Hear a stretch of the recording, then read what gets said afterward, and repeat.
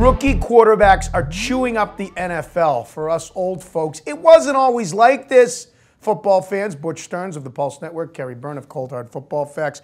Kerry, it wasn't that way when we were growing up. You had to earn your keep as a rookie quarterback. You almost didn't even get the chance to play as a rookie quarterback. They're all starting now, and most of them are playing really, really well. Well, that's the surprising thing. It's two things. One, they're being handed the reins right out of the gate, and then also playing well, playing instantly at a high caliber of performance on the field that we didn't always see, as you said. And it's not even us old timers, Butch. You don't have to go back that far to see a time when rookie quarterbacks are expected to sit on the bench for a couple years. Even the highest rated, even the top rated guys were expected to sit on the bench and learn the game. No more. Before we get to the numbers that back all this up, why?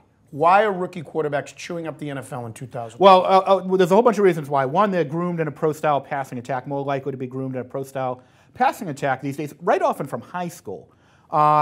Two, teams are almost more desperate for an instant change. We're kind of a what have you done for me lately league. They need that instant injection of new talent. Three, they're paying these guys so much money. You don't want to have all that money sitting on the bench, so they're starting to play. And then finally, the fourth reason, it's easier than ever to pass the football in the NFL. They've neutered defenses. It's as we say in our story in our Cold Hard Football Facts this week, life is all sunshine and ice cream for rookie quarterbacks in the NFL these days. Well, let's go to last weekend, week 12 in the NFL. 6 rookie quarterbacks starting, 4 of them won, 2 of them lost. Yeah, and one of the losses was a rookie-on-rookie crime. Russell Wilson and the Seattle Seahawks lost to Ryan Tannehill and the Miami Dolphins in a great game, by the way. Tannehill took the ball over on his own 10 in the final minutes and led the game-winning drive for a field goal. Andrew Luck played pretty well, not great. It's kind of been his MO. He comes up with big plays when needed. His only touchdown pass was the winning points against the Bills. RG3, phenomenal, 4 touchdowns. What a great talent he's been. Outguns Tony Romo and the Cowboys. And Brandon Weeden even pulled out a victory against the Steelers, aided by all those turnovers Pittsburgh committed. But he won a game and that not bad record. The only real bad loss was Ryan Lindley in Arizona, a 6th-round pick making his first NFL start. Threw 4 picks in a bad game. Not unexpected, though, out of a guy of that talent making his first NFL start. When we talk rookie quarterbacks, the 1983 draft is the one that everybody points to. Yeah. John Elway was taken number 1. Dan Marino was taken number 27. In between, there were 3 others, Todd Blackledge, Jim Kelly, 4 others, Tony Eason, and Kenny O'Brien. Marino and Elway were the only Hall of Famers, by the way, out of that group. But when you look at the numbers now, the cumulative numbers, and then we compare them to 83, again, it's night and day compared to what's happening. Well, I mean, this week alone, and the reason why we're talking about this subject is this weekend alone, with all those rookie quarterback performances, rookies now own the all-time rookie record for most wins in a season, 26. The previous was last year, 23. So they broke that record with Cam Newton and guys like that.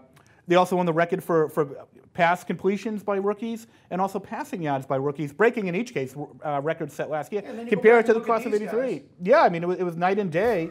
It was a different league back then, and again, a lot of these guys sat for years. If you go old school, Roger Staubach, the greatest passer of the 1970s, fought for playing time for 3 years.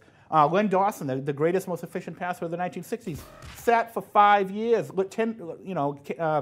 Terry Bradshaw fought for playing time for 5 years in Pittsburgh with Terry Hanratty and Joe Gilliam before he became the starting quarterback. And you see that over and over and over. It's only very recently that these guys were thrown right into the fire. When I look at the numbers of some of those guys and other great quarterbacks in the past, in their rookie year, tell me if you agree with me. I think when you look at these numbers that I looked up, the biggest factor is that quarterbacks are different now. You can't touch them anymore. It was harder to earn your keep back then. For example, Elway was 4-6 his rookie year in the 10 games he started. Aikman was 0-11.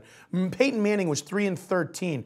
Dan Marino was 7-2 starting his rookie year. And he was known as the greatest young passing phenom in history to that point, between his 83 and 84 seasons. Yeah, and he was the exception to the rule. But Elway completed 123 passes his rookie year. That's like 3 games of work for some of these guys these days. They pass the ball more, and again, they're groomed from a younger age, but it's so much easier to pass the football. Like I said, life is all sunshine and ice cream for these guys. They don't know what the old-timers dealt with back in the day. Well, we'll see if the sunshine and ice cream holds up, because when we look ahead to this weekend, you got a couple of gut check games, you're saying. It's a pretty big week for these rookie quarterbacks.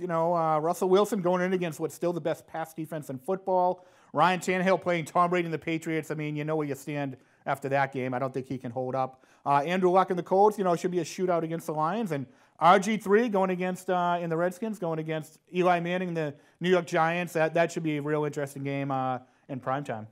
The numbers that back up why rookie quarterbacks are chewing it up in the NFL in 2012. This is cold, hard football facts on Football Nation.